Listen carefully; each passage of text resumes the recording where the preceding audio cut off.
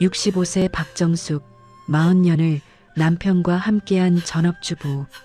친정아버지 장례식장에서 이혼 서류를 받았습니다. 장인어른이 빚을 3억이나 남기셨어요. 남편은 젊은 여자와 떠나고 정숙에게는 아무것도 남지 않았죠. 하지만 아버지가 남긴 건 빚이 아니었습니다. 30억짜리 빌딩이었어요. 3년 후 건물주가 된 정숙 앞에 야간 경비로 면접 보러 온 초라한 남자. 그는 바로 전 남편이었습니다. 이야기 시작하기 전에 잠깐만요. 구독과 좋아요로 조용히 응원해 주시면 다음 이야기를 이어가는데 큰 힘이 됩니다. 지금 어디에서 듣고 계신지 댓글로 한 줄 남겨주셔도 충분합니다. 이 이야기는 끝까지 함께 해주세요. 박정숙은 올해로 65이었습니다.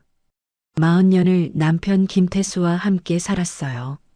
태수가 사업할 때 뒷바라지했고 아들 둘을 키우며 평생을 주부로 살았죠. 정숙의 하루는 남편 뒷바라지로 시작해서 끝났습니다. 그날도 정숙은 새벽 6시에 일어나 태수 아침을 차렸어요. 된장찌개에 계란말이, 김구이까지 정성스럽게 준비했죠. 태수는 식탁에 앉아 밥을 먹으며 신문을 봤습니다. 정숙에게 눈길 한 번 주지 않았어요. 여보, 오늘 병원 가야 하는데 용돈 좀. 정숙이 조심스럽게 말했습니다. 태수는 신문에서 눈을 떼지 않고 대답했어요. 통장에서 뺐어요. 나 바빠. 정숙은 더 말하지 못했습니다. 요즘 태수는 바쁘다는 핑계로 집에도 늦게 들어왔어요. 정숙은 뭔가 이상하다고 느꼈지만 확인할 용기가 없었습니다. 오후 2시쯤 정숙의 핸드폰이 울렸어요. 큰오빠였습니다. 정숙아, 아버지가 돌아가셨어. 정숙은 핸드폰을 떨어뜨릴 뻔했습니다. 아버지 박만수는 혼자 지방에서 사셨어요. 10년 전 어머니가 돌아가신 후 혼자 지내셨죠. 정숙은 자주 찾아뵙지 못했습니다. 태수가 싫어했거든요. 장인어른은 가난뱅이잖아. 뭐하러 가? 태수는 늘 그렇게 말했습니다. 정숙은 아버지께 죄송한 마음을 안고 살았어요. 정숙은 떨리는 손으로 태수에게 전화했습니다. 여보, 아버지가 돌아가셨어. 같이 장례식장에 가야 해. 태수는 한숨을 쉬었어요. 알았어요. 주소 보내요. 정숙은 지방 장례식장으로 향했습니다. 태수는 따로 온다고 했어요. 장례식장에 도착하니 오빠 내외와 친척 몇 명이 와 있었습니다. 아버지는 작은 빈소에 모셔져 있었어요. 정숙은 아버지 영정 앞에 무릎 꿇고 울었습니다. 아버지, 죄송해요. 자주 찾아뵙지 못해서. 저녁 7시쯤 태수가 장례식장에 도착했습니다. 정숙은 반가워하며 태수에게 다가갔어요. 하지만 태수 옆에는 낯선 여자가 서 있었습니다. 30대 초반으로 보이는 젊은 여자였어요. 여보, 저 사람은 누구예요? 정숙이 물었습니다. 태수는 차갑게 대답했어요. 회사 직원이에요. 운전해줬어요. 정숙은 이상한 느낌이 들었지만 아무 말도 하지 못했습니다.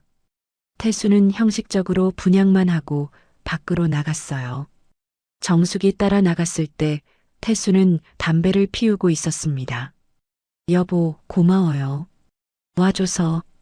정숙이 말했습니다. 태수는 담배를 버리고 정숙을 똑바로 쳐다봤어요. 박정숙 씨. 태수가 존댓말을 썼습니다. 정숙은 가슴이 철렁했어요. 왜 그래요? 태수는 가방에서 서류 봉투를 꺼냈습니다. 그리고 정숙에게 던졌어요. 이혼합시다.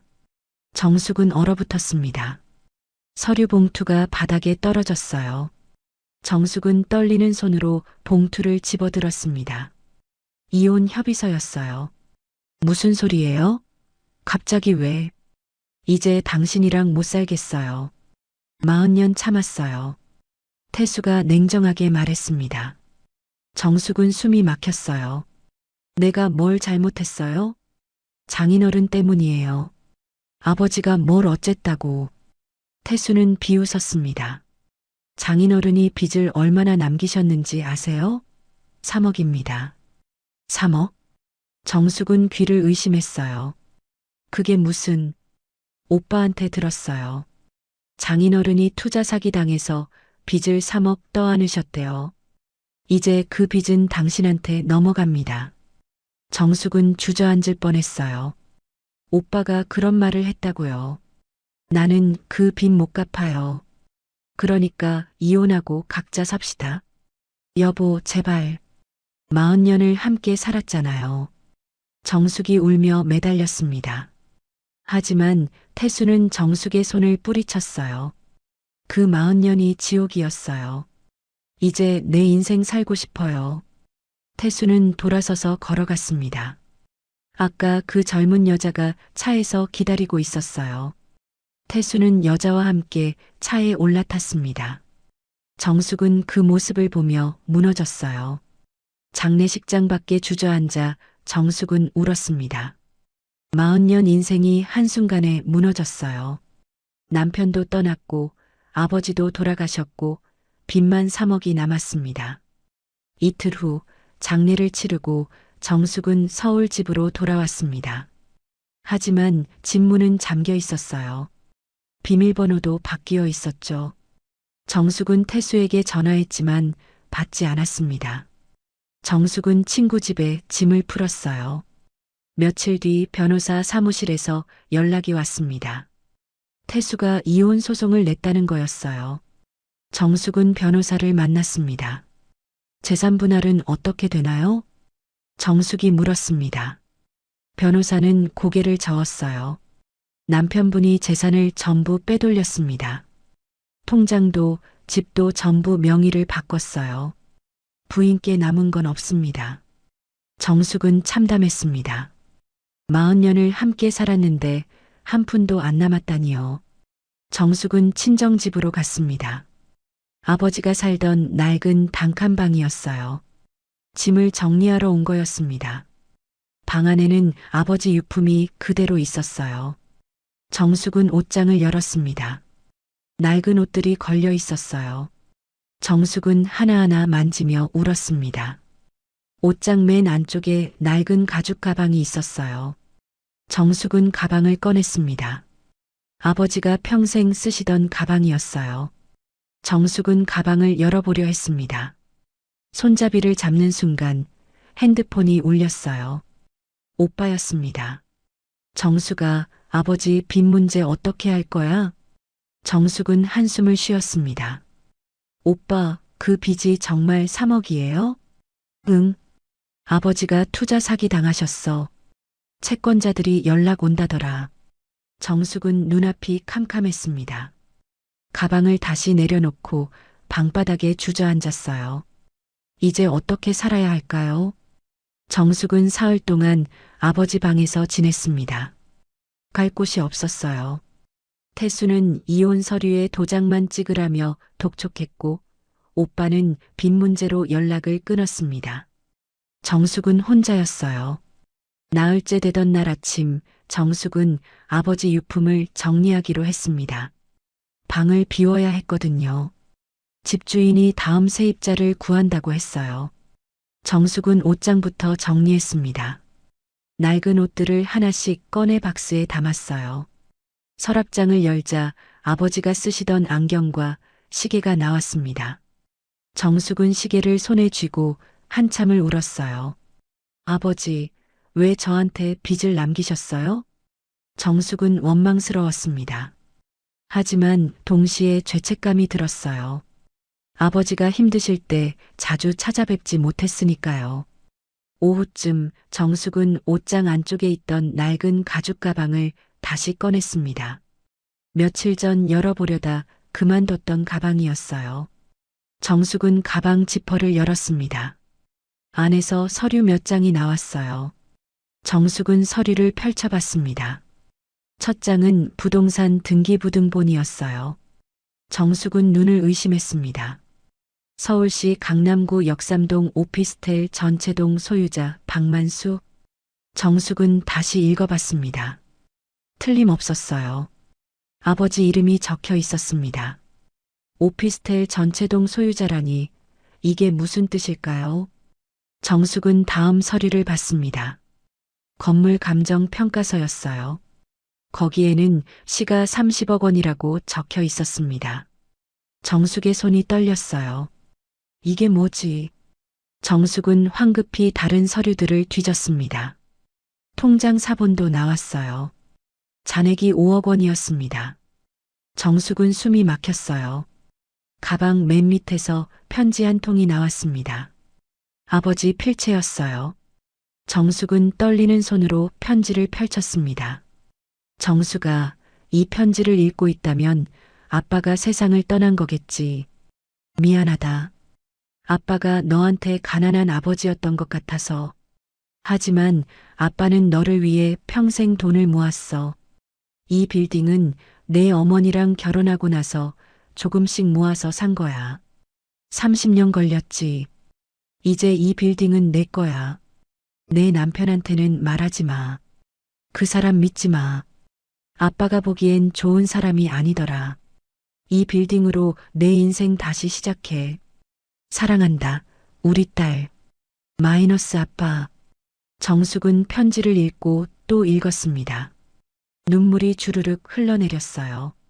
아버지는 가난한 사람이 아니었습니다. 빚쟁이도 아니었어요. 오히려 딸을 위해 평생 모은 재산을 남기신 거였죠. 아버지. 정숙은 편지를 가슴에 안고 울었습니다. 아버지가 왜 검소하게 사셨는지 이제야 알았어요. 딸에게 물려줄 재산을 모으기 위해서였던 거죠. 정숙은 즉시 부동산 중개사무소를 찾아갔습니다. 등기부등본을 보여주며 물었어요. 이 건물이 정말 존재하나요? 중개인이 서류를 확인하더니 고개를 끄덕였습니다. 네, 역삼동에 있는 오피스텔입니다. 10층짜리 건물이에요. 현재 시가로는 30억 정도 됩니다. 정숙은 현기증이 났어요. 정말이었습니다.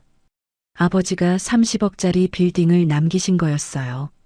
명예 이전을 하고 싶습니다. 소유자가 돌아가셨으면 상속 절차를 밟으셔야 합니다. 변호사 통해서 하시면 됩니다. 정숙은 즉시 변호사를 찾아갔습니다. 이혼 소송 담당 변호사였어요. 선생님, 이것 좀 봐주세요. 정숙이 등기부등본을 내밀었습니다. 변호사는 서류를 보더니 눈이 커졌어요. 이게 진짜입니까? 네. 아버지가 남기신 유산입니다. 변호사가 웃었어요. 축하드립니다. 이제 이혼 걱정 안 하셔도 됩니다. 재산이 있으시니까요. 정숙도 처음으로 웃었습니다. 변호사는 즉시 상속 절차를 시작했어요. 한 달쯤 걸린다고 했습니다. 한 달 후 빌딩은 정식으로 정숙 명의가 됐습니다.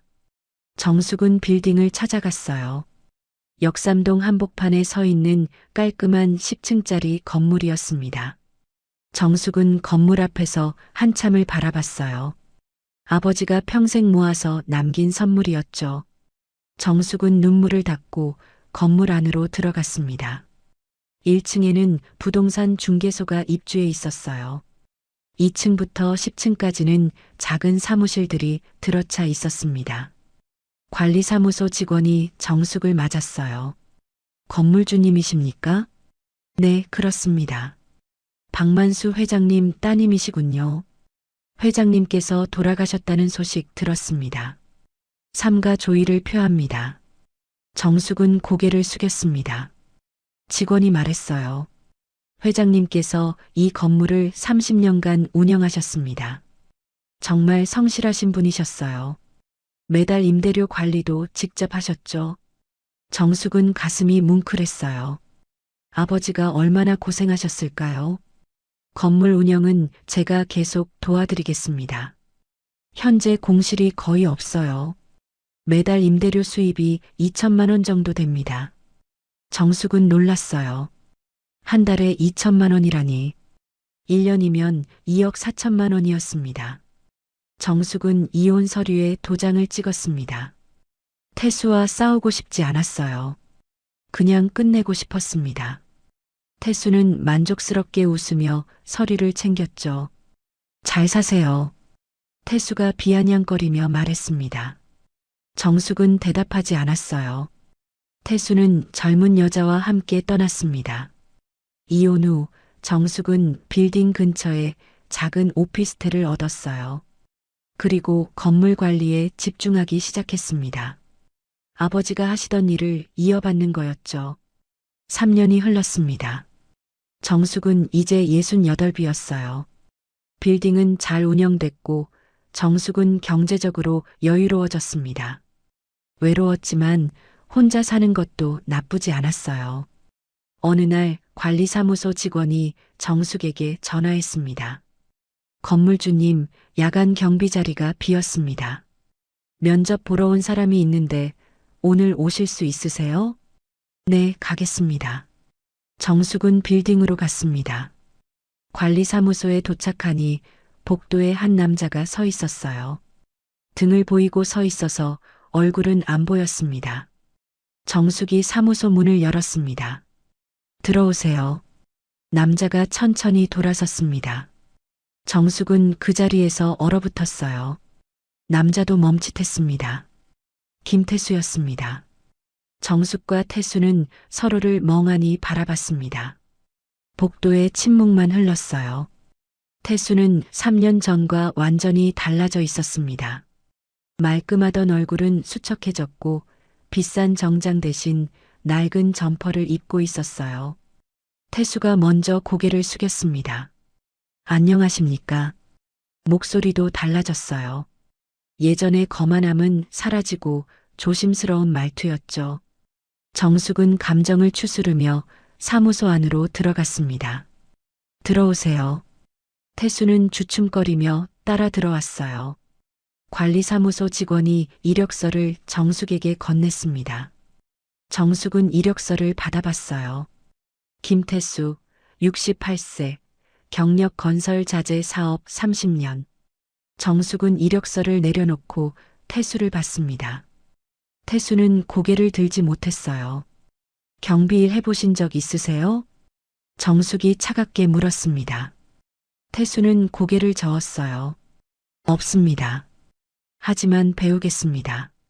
왜 이 일을 지원하셨죠? 태수는 잠시 망설였습니다. 일자리가 필요해서입니다. 정숙은 웃음이 나왔지만 참았어요. 3년 전 그렇게 거만하던 사람이 지금은 경비 일을 구하러 왔다니요. 사업은 어떻게 됐나요? 정숙이 물었습니다. 태수의 얼굴이 창백해졌어요. 망했습니다. 그래서 여기 오셨군요. 태수는 대답하지 못했습니다. 정숙은 이력서를 다시 봤어요. 가족은 어떻게 됐습니까?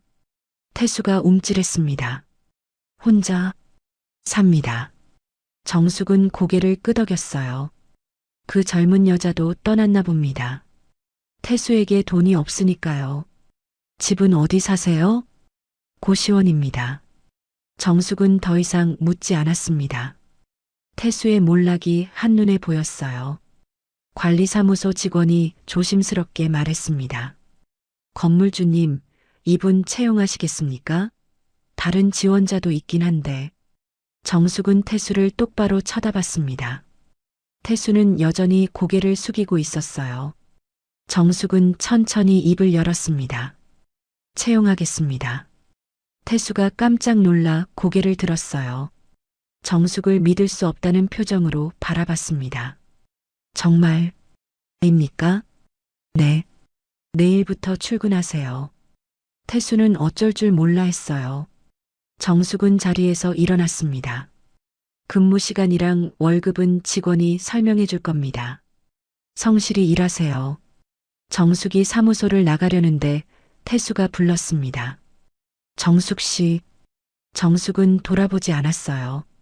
건물주님이라고 부르세요. 우리 남남입니다. 정숙은 그대로 나가버렸습니다. 복도를 걸으며 정숙은 주먹을 쥐었어요. 손이 떨렸습니다. 3년 만에 다시 본 태수는 초라한 노인이었어요. 다음 날부터 태수는 야간 경비로 일하기 시작했습니다. 저녁 6시부터 다음 날 아침 6시까지 근무했어요. 정숙은 가끔 저녁에 건물을 찾았습니다.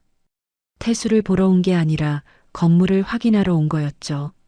일주일쯤 지난 어느 날 저녁 정숙이 건물 1층 로비를 지나가는데 태수가 청소를 하고 있었어요. 허리를 굽히고 바닥을 닦고 있었습니다. 정숙은 그 모습을 보다가 지나쳤어요. 태수가 조심스럽게 불렀습니다. 건물주님. 정숙은 멈춰섰습니다. 돌아보지 않고 물었어요. 왜요? 그동안 어떻게 지내셨습니까? 정숙은 비웃었습니다. 궁금하세요? 당신이 버린 사람이 어떻게 살았는지. 태수는 대답하지 못했어요. 정숙은 계속 말했습니다. 잘 살았어요. 당신 없이도 아주 잘 살았습니다. 이 건물이 정숙 씨 거라는 걸 몰랐습니다. 알았으면 안 왔겠죠. 당신답네요. 정숙은 걸어갔습니다. 태수는 그 뒷모습을 보며 고개를 숙였어요. 한 달이 지났습니다. 태수는 성실하게 일했어요. 지각도 없고 청소도 깨끗하게 했습니다. 입주민들도 태수를 좋아했어요. 어느 날 밤 정숙이 늦게 건물에 들렀습니다. 서류를 두고 와서 가져가려고요. 1층 로비에 태수가 앉아 있었어요. 도시락을 먹고 있었습니다. 정숙은 지나가려다 멈췄어요. 태수의 도시락을 봤습니다. 밥에 김치 몇 조각이 전부였어요. 반찬도 없었습니다. 정숙은 왠지 모르게 가슴이 아팠어요. 하지만 외면했습니다. 엘리베이터를 타고 사무실로 갔죠. 서류를 챙기고 내려오는데 태수가 여전히 로비에 앉아 있었어요. 이번엔 고개를 숙이고 있었습니다. 어깨가 들썩였어요. 울고 있었던 거죠. 정숙은 멈춰섰습니다. 다가가야 할까요? 그냥 갈까요? 정숙은 결국 다가갔어요. 왜 우세요? 태수가 깜짝 놀라 고개를 들었습니다. 눈이 빨갛게 충혈돼 있었어요. 죄송합니다. 실례했습니다. 태수가 황급히 눈물을 닦았습니다. 정숙은 태수 맞은편에 앉았어요. 사업이 어떻게 망했습니까? 태수는 잠시 망설이다 입을 열었어요. 이혼하고 그 여자랑 사업을 시작했습니다. 음식점이었어요. 그 여자가 요리를 한다고 해서. 그래서요? 망했습니다. 6개월 만에요. 빚만 2억 생겼습니다. 정숙은 아무 말도 하지 않았어요. 태수는 계속 말했습니다. 그 여자는 빚쟁이들이 찾아오자 도망갔습니다. 연락도 안 됩니다. 저는 집도 팔고 차도 팔았어요. 그래도 빚을 다 못 갚았습니다. 그래서 지금 고시원에 사는 거군요. 태수가 고개를 끄덕였어요. 아들들한테도 연락 못 합니다. 제가 아버지 자격이 없어서요. 정숙은 한숨을 쉬었습니다. 태수는 손으로 얼굴을 가렸어요. 정숙 씨, 아니 건물주님. 제가 정말 잘못했습니다. 지금 와서 사과하면 뭐합니까? 알고 있습니다. 용서받을 자격도 없습니다. 하지만 말하고 싶었습니다. 제가 바보였다고. 40년을 함께한 사람을 버리고 젊은 여자 따라간 제가 한심하다고요. 정숙은 태수를 바라봤어요. 한때 사랑했던 남자였습니다. 40년을 함께 살았던 사람이었죠. 하지만 이제는 남이었어요. 김태수 씨, 정숙이 차갑게 말했습니다. 네. 당신이 저를 버렸을 때 저는 죽고 싶었어요. 40년 인생이 한순간에 무너졌으니까요. 태수는 고개를 숙였어요. 하지만 저는 살았습니다. 아버지가 남기신 유산 덕분에요. 태수가 고개를 들었습니다. 장인어른이 유산을? 네. 당신이 빚쟁이라고 욕했던 그분이 저한테 30억짜리 빌딩을 남기셨어요. 태수의 얼굴이 하얗게 변했어요. 이 빌딩이 장인어른 거였습니까? 네. 그래서 제가 지금 건물주입니다. 태수는 입을 다물지 못했어요. 정숙은 자리에서 일어났습니다. 성실히 일하세요. 당신을 채용한 건 불쌍해서가 아니에요. 경비가 필요해서입니다. 정숙은 건물 밖으로 나갔습니다. 태수는 그 자리에 그대로 앉아 있었어요. 그날 이후로 태수는 더 열심히 일했습니다. 정숙이 건물에 올 때마다 고개를 숙이고 인사했어요. 정숙은 담담하게 받아줬습니다. 복수하려는 마음은 없었어요. 그저 태수가 자신의 잘못을 깨닫기를 바랄 뿐이었죠. 2달쯤 지난 어느 날 정숙은 관리사무소에서 서류를 확인하고 있었습니다. 태수가 조심스럽게 문을 두드렸어요. 건물주님, 잠깐 말씀드릴 게 있습니다. 들어오세요. 태수가 들어와 정숙 앞에 섰습니다. 손에 봉투를 들고 있었어요. 이게 뭡니까? 사표입니다. 정숙은 놀랐습니다. 왜요? 일하기 힘듭니까? 태수는 고개를 저었어요. 아닙니다.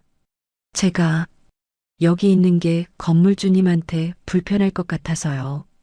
정숙은 사표를 받지 않았습니다. 제가 불편하다고 한 적 없습니다. 하지만 김태수 씨 앉으세요. 태수는 망설이다 의자에 앉았어요.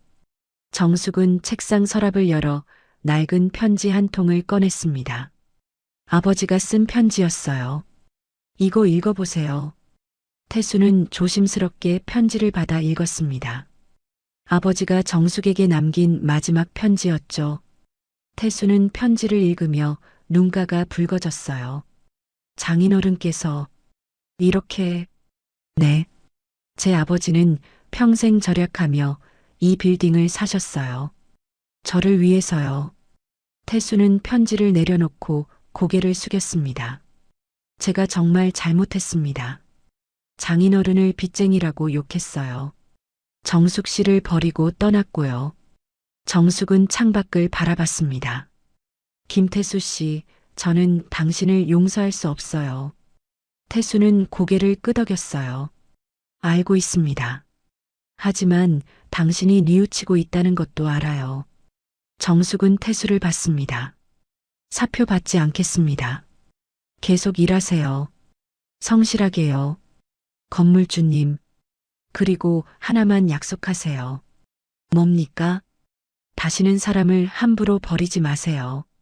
돈 때문에, 젊음 때문에, 그 어떤 이유로도요. 태수는 눈물을 흘렸습니다. 약속하겠습니다. 정숙은 사표를 찢어버렸어요. 태수는 그 모습을 보며 더 크게 울었습니다. 한 달 뒤 정숙은 건물 옥상에서 태수를 만났습니다. 태수는 옥상 청소를 하고 있었어요. 정숙이 다가가자 태수는 놀라며 인사했습니다. 건물주님, 왜 올라오셨습니까? 바람 좀 쏠어요. 정숙은 난간의 기대 서울 야경을 바라봤어요. 태수도 옆에 섰습니다. 예쁘죠? 정숙이 말했습니다. 태수는 고개를 끄덕였어요. 네. 예전엔 이런 걸 볼 여유가 없었는데. 바쁘셨나 봐요. 아니요. 눈이 멀었었습니다. 돈만 보고 살았어요. 정숙은 태수를 봤어요. 후회하세요? 태수는 주저없이 대답했습니다. 매일 후회합니다. 정숙 씨를 버린 걸요. 정숙은 아무 말도 하지 않았어요. 태수는 계속 말했습니다. 정숙 씨는 정말 좋은 사람이었어요. 40년 동안 저를 뒷바라지했죠. 아이들도 잘 키웠고요. 근데 저는 그걸 당연하게 생각했어요. 그랬죠. 이제야 알았습니다. 정숙 씨가 얼마나 소중한 사람이었는지요. 정숙은 쓸쓸하게 웃었어요. 너무 늦었어요. 알고 있습니다. 두 사람은 한참 동안 말없이 야경을 바라봤습니다. 태수가 조심스럽게 물었어요. 건물주님은 행복하십니까? 정숙은 잠시 생각했습니다. 모르겠어요. 행복한지. 하지만 불행하지는 않아요. 그것만으로도 다행입니다. 정숙은 태수를 봤어요. 김태수 씨도 행복하게 사세요. 이제라도요. 태수는 눈물을 흘렸습니다. 고맙습니다. 제 같은 사람한테 이렇게 대해주셔서요. 정숙은 고개를 저었어요. 복수하려던 건 아니에요. 그냥 사람답게 살라고 알려주고 싶었던 거예요. 태수는 깊이 고개를 숙였습니다. 6개월이 지났습니다. 어느 날 정숙에게 아들에게서 전화가 왔어요. 큰아들 민수였습니다. 엄마, 나야. 민수야, 잘 지내니? 응. 근데 엄마 아빠 어디 계신지 알아? 정숙은 멈칫했습니다. 왜? 연락이 안 돼서 걱정돼. 정숙은 한숨을 쉬었어요. 엄마가 알아볼게. 정숙은 전화를 끊고 건물 로비로 내려갔습니다. 태수가 청소를 하고 있었어요. 김태수 씨. 네, 건물주님. 아드님들한테 연락하세요. 태수는 고개를 저었어요. 저는 자격이 없습니다. 아이들이 걱정하고 있어요. 아버지니까 연락하세요. 태수는 망설였습니다. 정숙이 말했어요. 다시 시작하세요. 늦지 않았어요. 태수는 정숙을 봤습니다. 정숙은 따뜻하게 웃었어요. 태수도 눈물을 글썽이며 고개를 끄덕였습니다. 일주일 뒤 태수의 아들들이 건물을 찾아왔습니다. 정숙은 사무실에서 그 모습을 봤어요. 태수는 아들들 앞에서 무릎을 꿇고 사과했습니다. 아들들은 울면서 아버지를 일으켰죠. 정숙은 창문 너머로 그 광경을 보며 미소 지었습니다. 복수는 이런 게 아니에요. 상대방이 자신의 잘못을 깨닫고 변하게 만드는 게 진짜 복수였습니다. 1년이 지났습니다. 태수는 여전히 경비로 일하고 있었어요. 하지만 이제는 얼굴에 웃음이 있었습니다. 아들들과 화해했고 빚도 조금씩 갚아나가고 있었죠. 어느 날 저녁 정숙이 건물을 나서는데 태수가 문을 열어줬어요. 조심히 가십시오, 건물주님. 수고하세요. 정숙이 걸어가는데 태수가 불렀습니다. 건물주님. 정숙이 돌아봤어요. 고맙습니다. 제게 다시 시작할 기회를 주셔서요. 정숙은 고개를 끄덕였습니다. 김태수 씨도 이제 행복하세요. 네. 건물주님도요. 정숙은 미소 지으며 걸어갔습니다. 밤하늘에 별이 총총했어요. 정숙은 하늘을 올려다봤습니다. 아버지, 보고 계시죠? 제가 잘하고 있어요. 바람이 불어왔습니다. 아버지의 대답 같았어요. 정숙은 건물을 돌아봤습니다. 아버지가 평생 모아 남긴 선물이었죠. 정숙은 이제 혼자가 아니었어요. 아버지의 사랑이 함께 있었고 새로운 인생이 기다리고 있었습니다. 68배 나이에 다시 시작하는 인생이었죠. 정숙은 웃으며 집으로 향했습니다. 내일은 또 어떤 하루가 기다리고 있을까요? 정숙은 기대됐어요. 인생은 끝나지 않았으니까요. 서울 강남 어느 건설사 지하주차장 78세 회장의 벤츠 문짝에 정체불명의 낙서가 그려졌습니다. 범인은 폐지 줍는 할머니와 7살 꼬마. 하지만 이 낙서는 70년을 기다린 메시지였습니다. 이야기 시작하기 전에 잠깐만요. 구독과 좋아요로 조용히 응원해 주시면 다음 이야기를 이어가는데 큰 힘이 됩니다.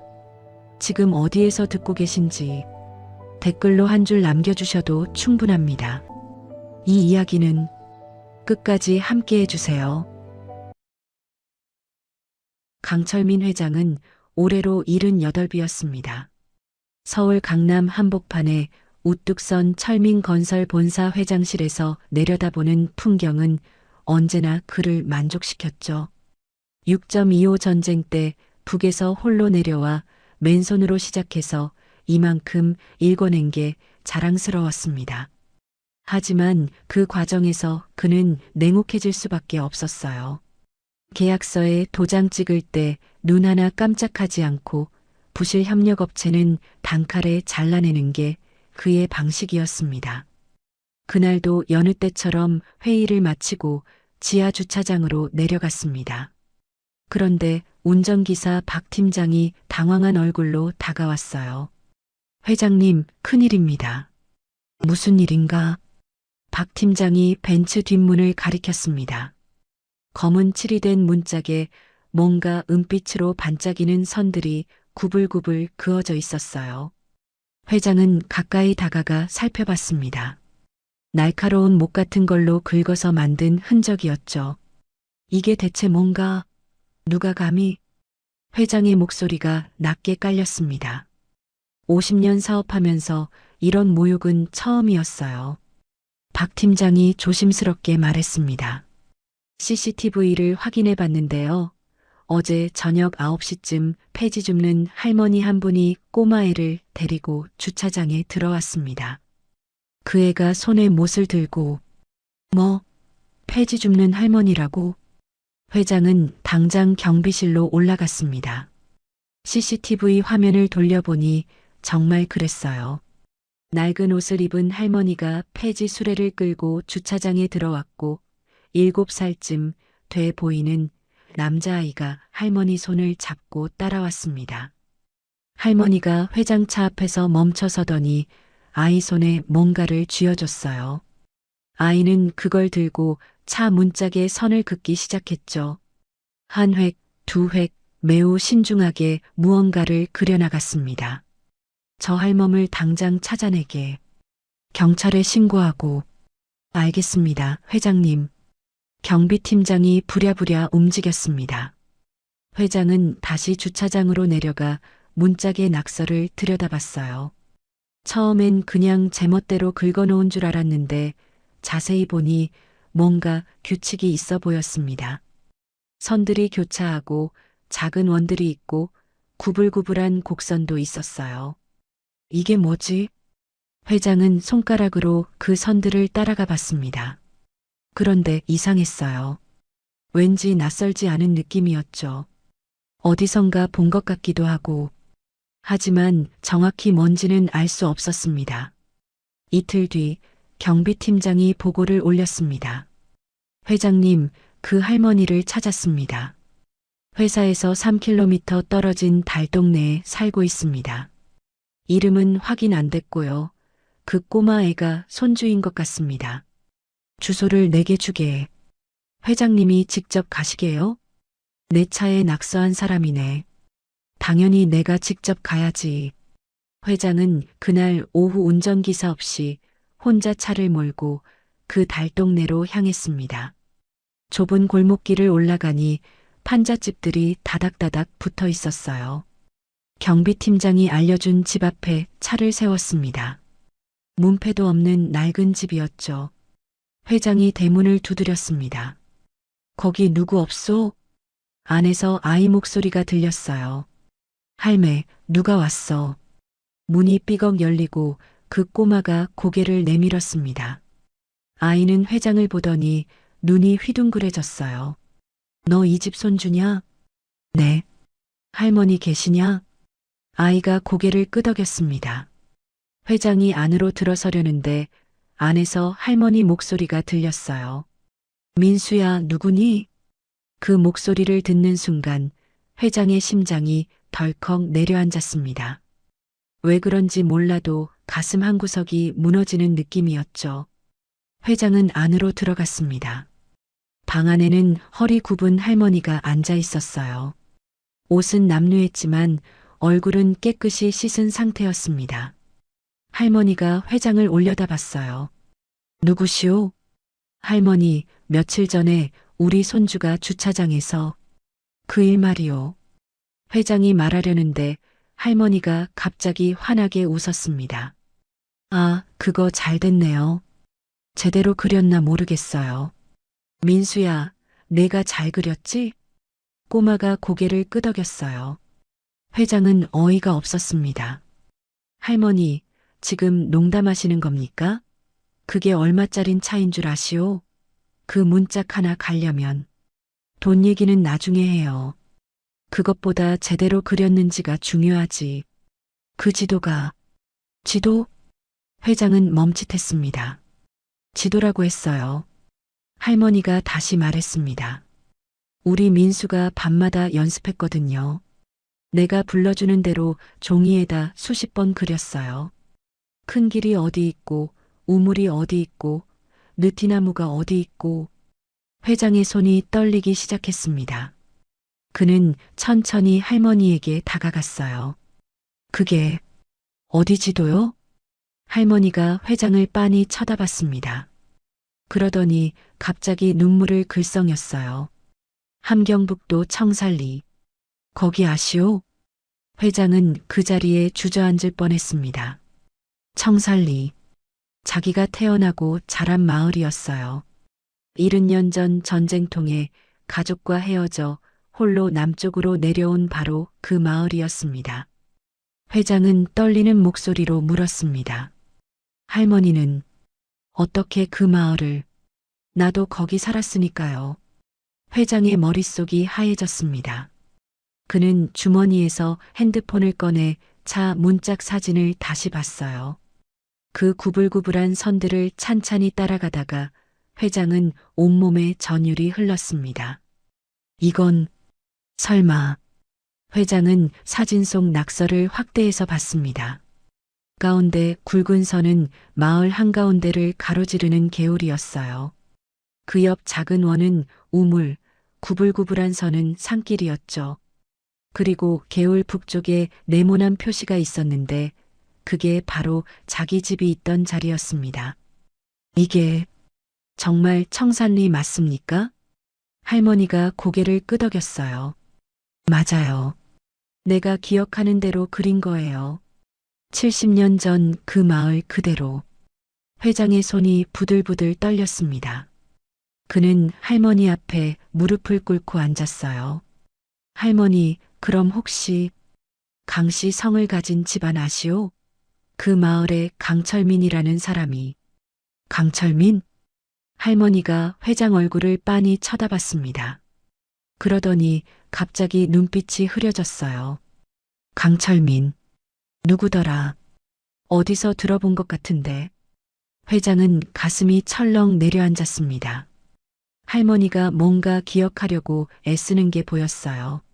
하지만 이내 고개를 저었죠. 생각이 안 나네. 요즘 머리가 자꾸 하얘져서.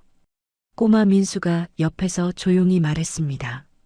할매 치매 있어요. 병원에서 그랬어요. 회장은 참담한 심정이 됐습니다. 70년 만에 같은 마을 사람을 만났는데 정작 기억을 못하다니요.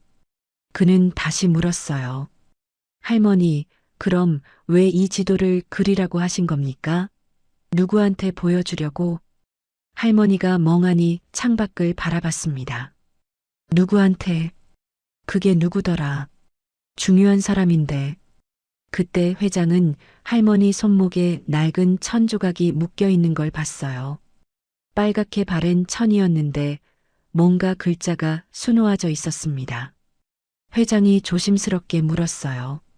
그건 뭡니까? 할머니가 손목을 들어 올렸습니다.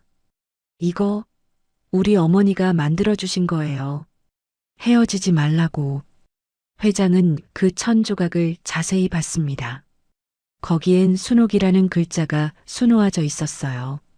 그 순간 회장의 뇌리에 번개가 쳤습니다. 순옥. 자기 동생 이름이었어요. 할머니. 혹시 성함이 강순옥이요. 회장은 그 자리에서 얼어붙었습니다. 온몸에 소름이 돋았어요. 강순옥.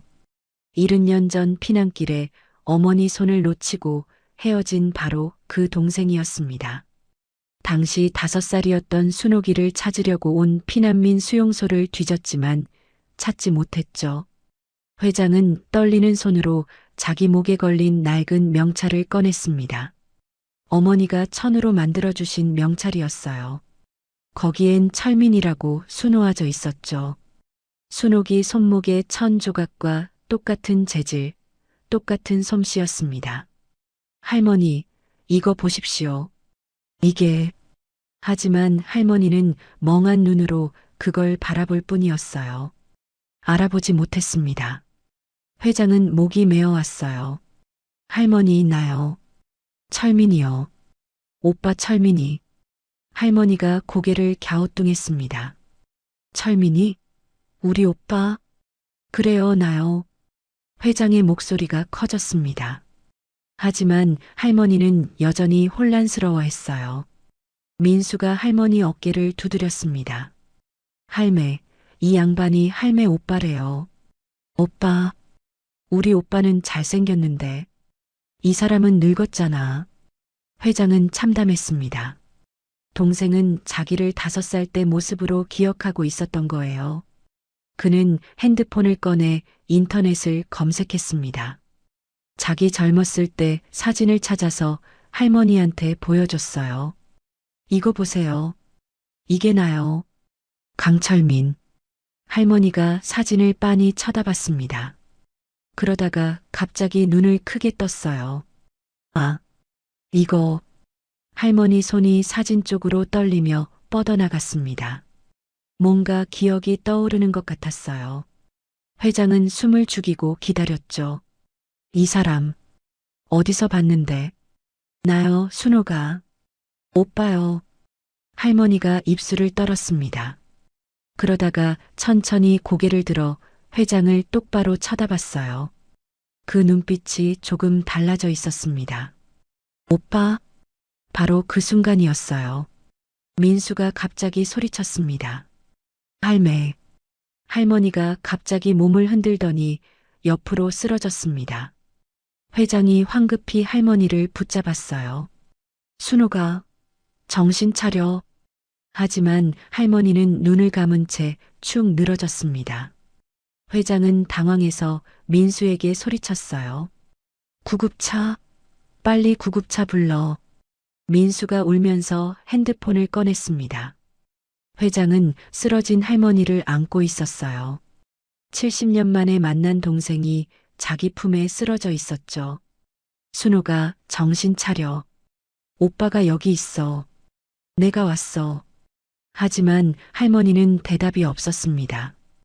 회장은 할머니 손목에 빨간 천 조각을 꼭 쥐었어요. 어머니가 남겨주신 마지막 흔적이었죠. 구급차 사이렌 소리가 골목 아래서 들려왔습니다. 회장은 할머니를 안은 채 밖으로 나갔어요. 구급대원들이 달려와 할머니를 들것에 옮겼습니다. 보호자 되시나요? 오빠요. 친오빠. 구급대원이 놀란 표정을 지었지만 더 묻지 않았어요.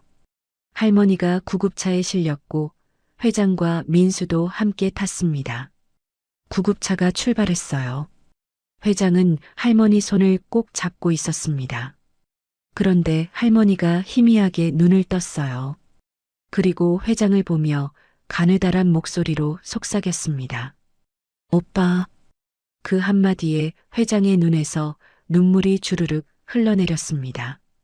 70년을 기다린 단어였어요. 회장은 떨리는 손으로 동생의 손을 꼭 쥐었습니다. 그래, 나야. 철민이야. 하지만 순옥의 눈빛은 이내 다시 흐려졌어요. 초점을 잃은 채 천장만 바라봤습니다. 회장은 다급하게 구급대원에게 물었어요. 왜 이러는 겁니까? 방금 정신 차렸잖아요. 치매 환자분들이 간혹 이러십니다. 잠깐 의식이 돌아왔다가 다시 혼미해지는 거죠. 병원에 도착했습니다. 순옥은 응급실로 실려 들어갔고 회장과 민수는 밖에서 기다렸어요. 1시간쯤 지나 의사가 나왔습니다. 보호자 되시나요? 오빠입니다. 상태가 어떻습니까? 의사가 차트를 보며 말했어요. 일단 쇼크 상태에서 벗어나셨는데요. 중증 치매가 상당히 진행된 상태십니다. 영양실조도 심하고요. 얼마나 제대로 식사를 못 하셨는지 회장의 가슴이 무너져 내렸습니다. 동생이 이렇게 힘들게 살고 있었다는 걸 몰랐던 거죠. 의사가 말을 이었어요. 지금은 안정을 취하고 계십니다만 솔직히 말씀드리면 상태가 좋지 않습니다. 언제 또 의식을 잃을지 모르고요. 제가 모든 치료비를 대겠습니다. 특실로 옮겨주십시오. 회장은 즉시 비서실에 연락했어요. 1시간 만에 순옥은 최고급 특실로 옮겨졌습니다. 민수는 할머니 침대 옆에 앉아 할머니 손을 잡고 있었어요. 회장은 민수 옆에 앉았습니다. 민수야, 할머니랑 단둘이 살았니? 네. 엄마 아빠는 교통사고로 돌아가셨어요. 할매가 저 키웠어요. 그래. 할머니가 폐지 주우면서 민수가 고개를 끄덕였어요. 회장은 목이 메었습니다. 자기는 강남에서 호화롭게 살면서 동생은 폐지를 주어 손주를 키우고 있었던 거예요. 민수야, 할머니가 왜 그 지도를 그리라고 했는지 아니? 민수가 가방에서 낡은 공책 한 권을 꺼냈습니다. 할매가 이거 보고 그리라고 했어요. 회장이 공책을 펼쳐봤어요. 거기엔 손글씨로 빼곡하게 뭔가가 적혀 있었습니다. 지도였어요. 청산리 마을의 상세한 지도가 글로 써 있었죠. 큰 길에서 좌회전하면 개울이 나온다. 개울을 따라 100보쯤 가면 우물이 있다. 우물 건너편 두 번째 집이 우리 집이었다. 집 뒤로 산길이 있고 그 길로 50보쯤 올라가면 큰 느티나무가 있다. 회장은 떨리는 손으로 책장을 넘겼습니다. 다음 페이지에는 이렇게 적혀 있었어요. 철민 오빠, 만약 내가 오빠를 찾는다면 이 지도가 필요할 거예요. 오빠는 집에 대한 기억이 없을지 모르니까. 나는 매일 밤 그 마을을 떠올려요. 오빠와 함께 걸었던 그 길을, 함께 물길었던 그 우물을, 함께 올랐던 그 산길을. 회장의 눈에서 눈물이 뚝뚝 떨어졌습니다. 동생은 70년 동안 매일 밤 고향 마을을 떠올리며 오빠를 기다렸던 거예요. 민수야, 할머니가 언제부터 이걸 쓰셨니? 작년부터요. 치매가 심해지면서 깜빡깜빡하니까 잊어버릴까봐 쓴 거래요. 회장은 공책을 더 넘겨봤습니다. 그러다가 어느 페이지에서 손이 멈췄어요. 오늘 철민건설 회장 강철민 씨 기사를 봤다. 사진 속 그 사람, 우리 오빠 같다. 목에 뭔가 걸고 있는 게 보인다. 혹시 어머니가 만들어주신 명찰 아닐까? 확인해야 한다. 하지만 어떻게? 큰 회사 회장님을 어떻게 만나나? 생각했다. 회장님 차를 찾아가서 지도를 그리자. 그럼 오빠가 알아볼 거다. 회장은 온몸에 전율이 흘렀습니다. 동생은 신문에서 자기를 알아본 거였어요. 그래서 일부러 차에 지도를 그린 거였죠. 자기를 찾기 위해서. 민수야, 할머니가 내 목에 걸린 명찰을 어떻게 봤을까? 신문 사진이요. 할매가 신문 모으는 거 좋아하거든요. 돋보기로 확대해서 봤어요. 회장은 자기 핸드폰을 꺼내 작년 기사를 검색했습니다. 정말 있었어요. 자기가 시상식에서 목에 명찰을 걸고 찍은 사진이었죠. 사진을 확대하니 흐릿하게 철민이라는 글자가 보였습니다. 그때 침대에 누워있던 순옥이 신음했어요. 회장이 황급히 다가갔습니다. 순옥아, 정신 차렸니? 순옥이 천천히 눈을 떴어요. 그리고 회장을 보더니 희미하게 웃었습니다. 오빠, 왔구나. 그래, 왔어. 이제 걱정 마. 내가 다 돌봐줄게. 순옥이 회장의 손을 꼭 쥐었어요. 오빠, 미안해. 내가 못 알아봐서. 아니야. 내가 나를 찾아냈잖아. 지도 그려서. 순옥이 고개를 끄덕였습니다. 그래. 지도. 우리 집 찾을 수 있게. 오빠 기억 못할까봐. 나 기억해. 다 기억해. 하지만 순옥의 얼굴이 점점 창백해졌어요. 숨소리도 가빠졌습니다. 회장이 다급하게 호출 버튼을 눌렀어요. 순호가 견뎌. 의사 선생님 오신다. 순옥이 입술을 떨며 말했습니다. 오빠, 느티나무. 기억나? 기억나? 우리 집 뒤에 있던 큰 느티나무. 거기서 약속했잖아. 헤어져도 다시 만나자고. 회장의 눈에서 눈물이 쏟아졌어요. 그래, 약속했어. 그래서 우리 다시 만난 거야. 순옥이 희미하게 웃었습니다. 그리고 눈을 감았어요. 회장이 다급하게 순옥의 어깨를 흔들었습니다. 순옥아, 순옥아. 의료진이 우르르 들어왔어요. 회장과 민수는 밖으로 나가야 했습니다. 회장은 복도에서 주저앉아 고개를 떨구었어요. 30분 뒤 의사가 나왔습니다. 일단 안정되셨습니다. 하지만 혼수 상태에 빠지셨어요. 언제 깨어날지는. 의사의 말이 끝나기도 전에 회장은 특실 안으로 뛰어들어갔습니다. 순옥은 침대에 누워 숨만 쉬고 있었어요. 회장은 동생 손을 잡고 그 자리에 무릎 꿇고 앉았습니다. 회장은 사흘 밤낮을 병실을 지켰습니다. 혼수 상태에 빠진 동생이 깨어나기를 기도했어요. 민수도 할머니 곁을 떠나지 않았죠. 회장은 그동안 민수 학교도 알아보고 아이에게 필요한 것들을 다 챙겨줬습니다. 나흘째 되던 날 아침 회장은 자기 회사 주차장으로 내려갔어요.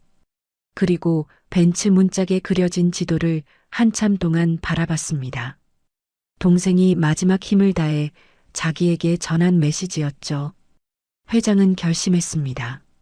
차 문짝을 떼어내서 병실로 가져왔어요.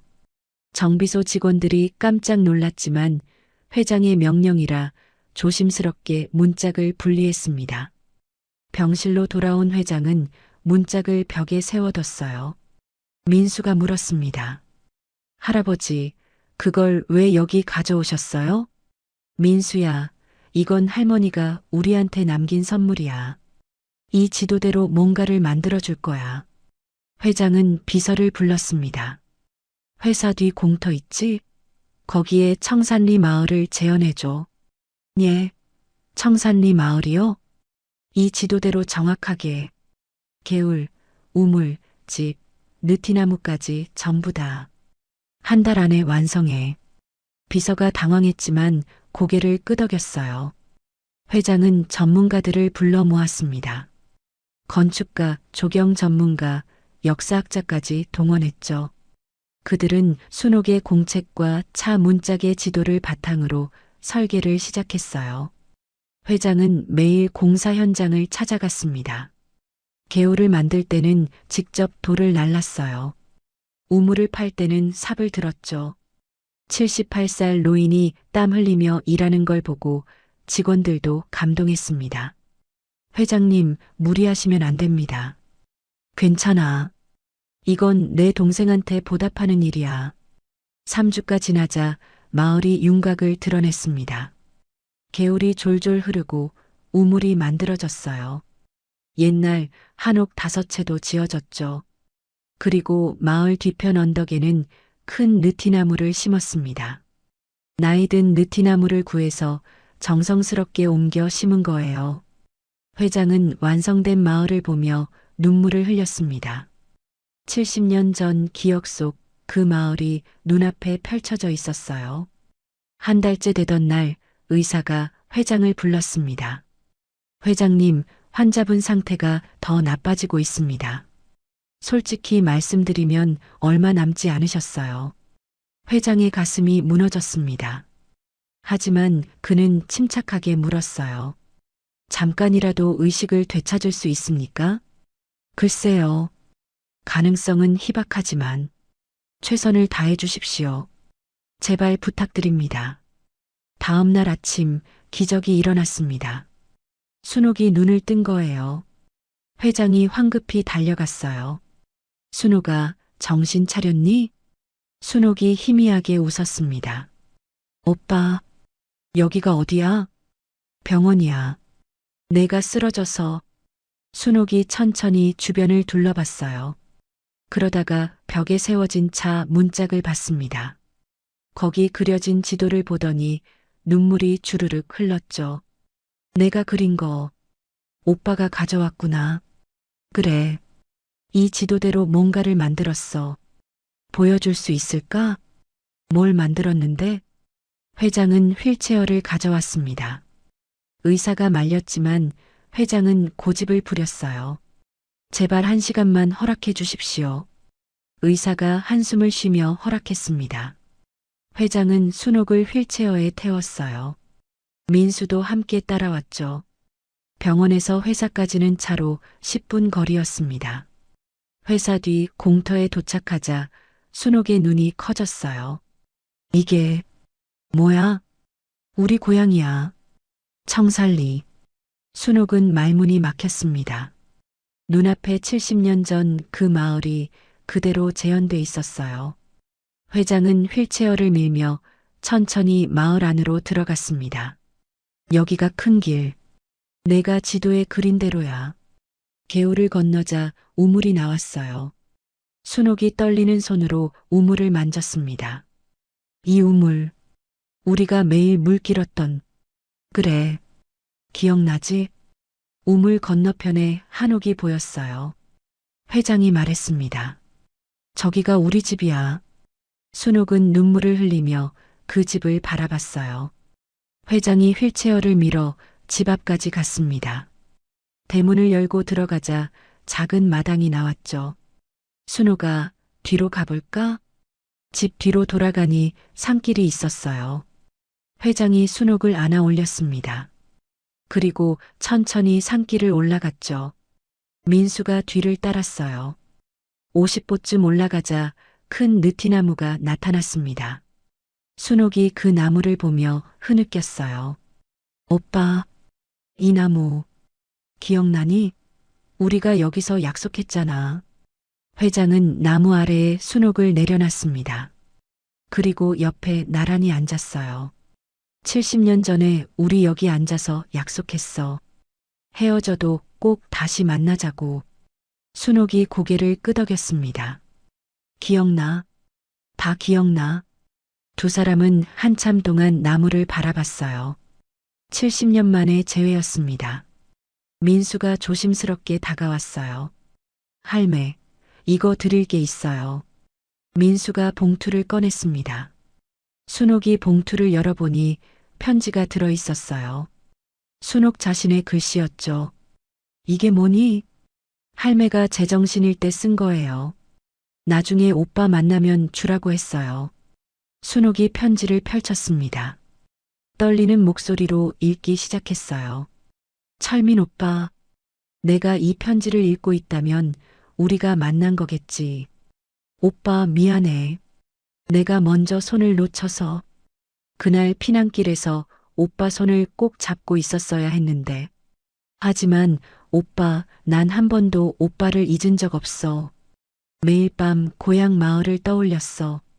오빠와 함께했던 그 시간들을. 이제 다시 만났으니 그걸로 됐어. 오빠 고마워. 나를 찾아줘서.